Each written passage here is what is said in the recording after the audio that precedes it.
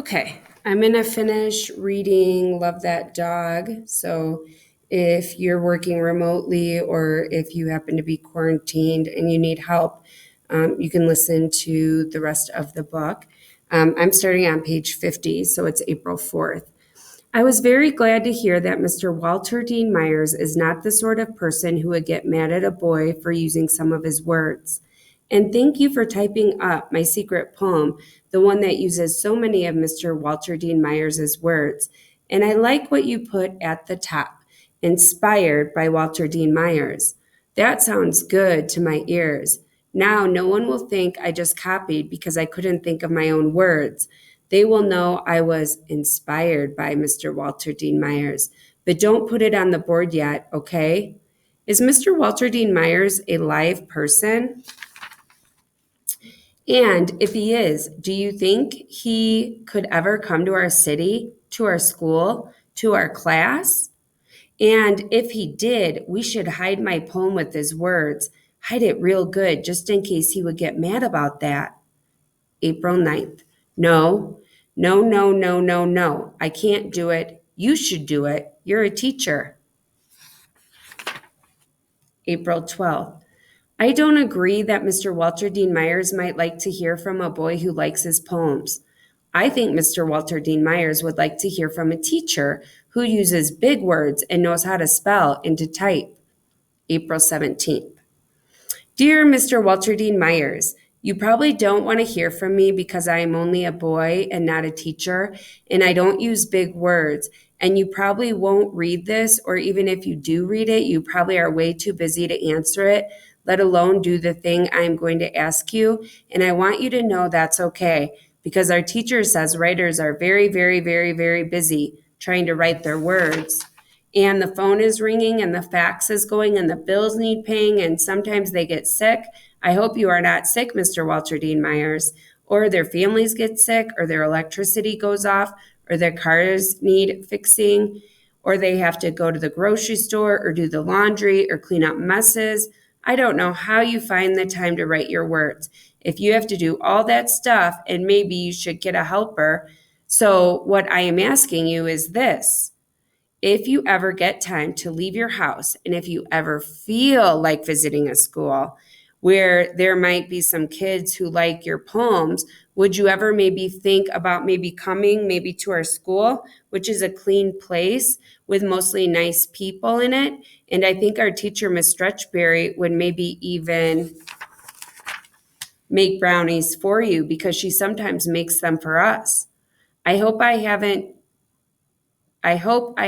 too much stopped you from doing your writing of words and fixing your car and getting groceries and all that stuff just to read this letter, which probably is taking you maybe 15 minutes. And in that time, you could have maybe written a whole new poem or at least the start of one.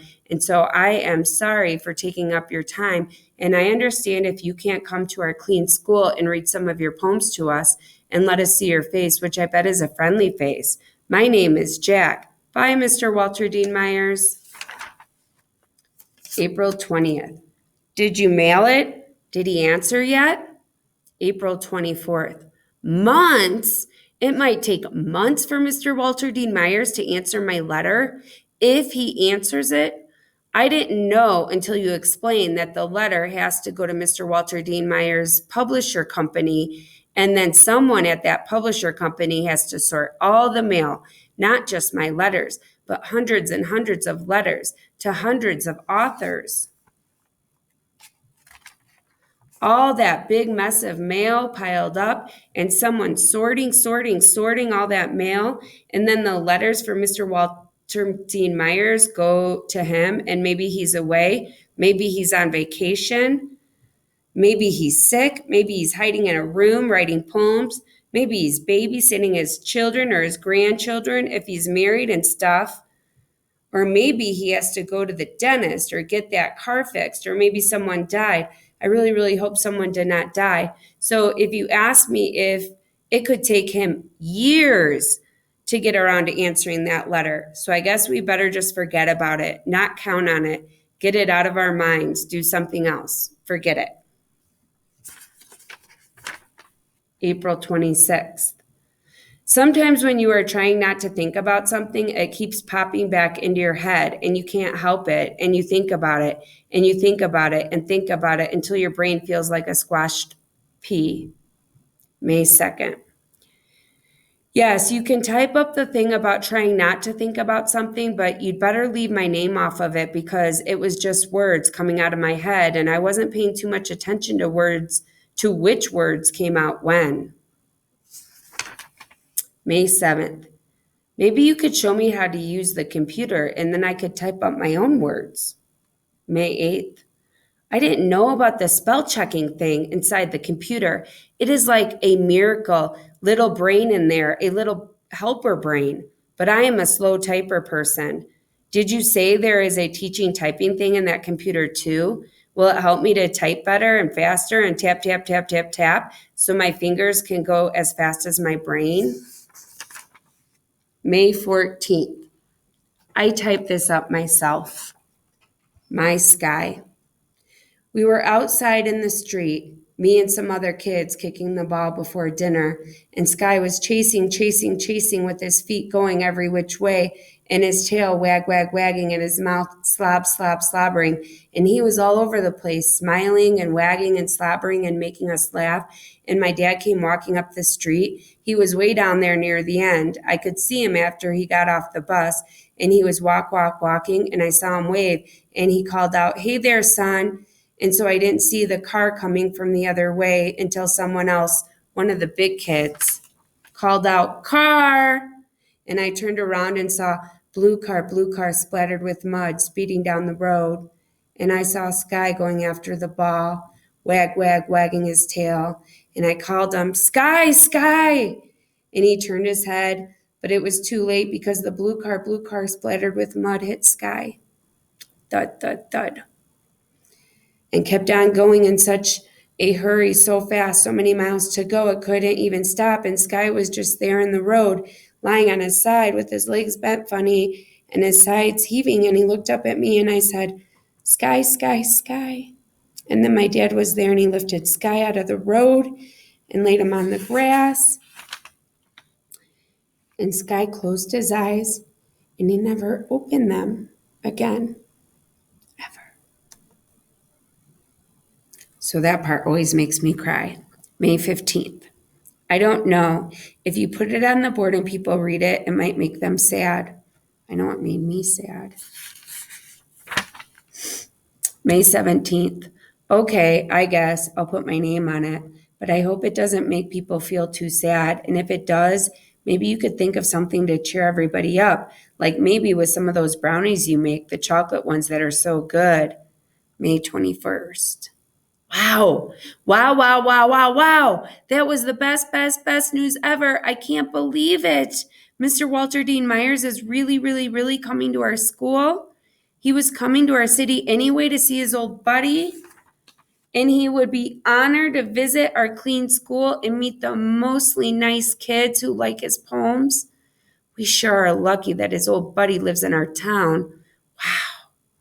May 28th. The bulletin board looks like it's blooming words with everybody's poems up there on all those colored sheets of paper, yellow, blue, pink, red, green, and the bookcase looks like it's sprouting books, all of them by Mr. Walter Dean Myers, lined up, looking back at us, waiting for Mr. Walter Dean Myers himself to come to our school, right into our classroom. Wow! May 29th. I can't wait. I can't sleep. Are you sure you hid my poem that was inspired by Mr. Walter Dean Myers? I don't want to do anything to upset him. June 1st, Mr. Walter Dean Myers Day. I never, in my whole life ever, heard anybody who could talk like that Mr. Walter Dean Myers. All of my blood in my veins was bubbling and all of the thoughts in my head were buzzing, and I wanted to keep Mr. Walter Dean Myers at our school forever. June 6th.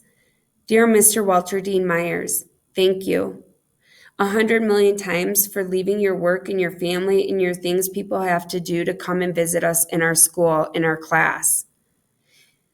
We hope you liked your visit. We think maybe you did because you were smiling all over the place. And when you read your poems, you had the best voice, low and deep and friendly and warm, like it was ready, or like it was reaching out and wrapping us all up in a big squeeze. And when you laughed, you had the best laugh I've ever heard in my life. Like it was coming from way down deep and bubbling up and rolling and tumbling out into the air. We hope we didn't ask you too many questions, but we thank you for ever answering every which one, and especially for saying that you would be flattered if someone used some of your words, and especially if they added a note they were inspired by Mr. Walter Dean Myers. And it was nice of you to read all of our poems on the bulletin board, and I hope it didn't make you too sad when you read the one about my dog Sky getting smushed in the road. And I think you liked the brownies too, right? Thank you for coming to see us, Mr. Walter Dean Myers. Inside this envelope is a poem using some of your words. I wrote it. It was inspired by you, Mr. Walter Dean Myers, from your number one fan, Jack. Love That Dog, inspired by Walter Dean Myers by Jack. Love that dog like a bird loves to fly. I said I love that dog like a bird loves to fly. Love to call him in the morning. Love to call him, hey there, Sky. The end.